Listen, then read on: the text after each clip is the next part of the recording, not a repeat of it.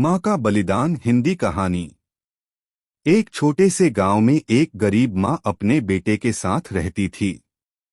पति का देहांत बहुत पहले हो चुका था, इसलिए माँ ने ही बेटे को पाला पोसा। गरीबी इतनी थी कि कई बार माँ भूखी रह जाती, लेकिन बेटे को कभी भूखा नहीं सोने देती।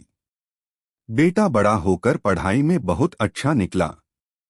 माँ खेतों में मजदूरी करके उसका स्कूल और फिर कॉलेज का खर्च उठाती रही।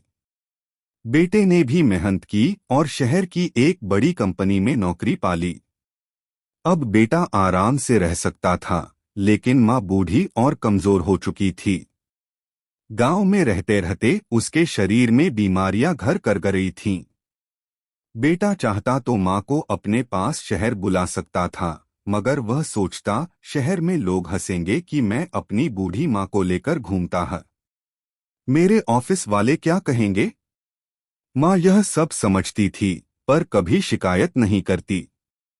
बस बेटे की तरक्की देखकर खुश हो जाती। एक दिन माँ बहुत बीमार हो गई। डॉक्टर ने कहा कि अगर तुरंत अच्छा इलाज हुआ तो जान बच सकती है। इलाज का खर्चा ज्यादा था। माँ ने बेटे से कहा, बेटा मैं अब बूढ़ी हो गई हूँ, तू अपना पैसा अपनी जिंदगी में लगा। मुझे दवा की जरूरत नहीं, बस तू खुश रहना। माँ ने इलाज नहीं करवाया और धीरे धीरे संसार को अलविदा कह दिया।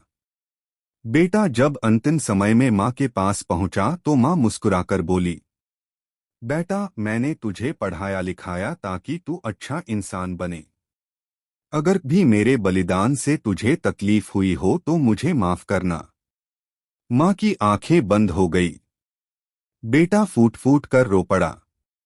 तब उसे एहसास हुआ कि जिसने अपना पूरा जीवन उसके लिए बलिदान कर दिया, उसी माँ को वह सही सम्मान और साथ न दे सका।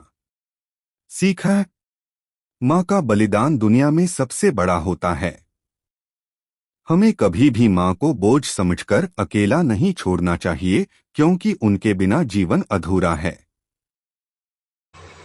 जो यदि कहानी पसंद है तो लाइक सब्सक्राइब जरूर करना आप लोग। ऐसे ही कहानी इस चैनल पे मिलती रहेगी। जय हिंद, जय भारत।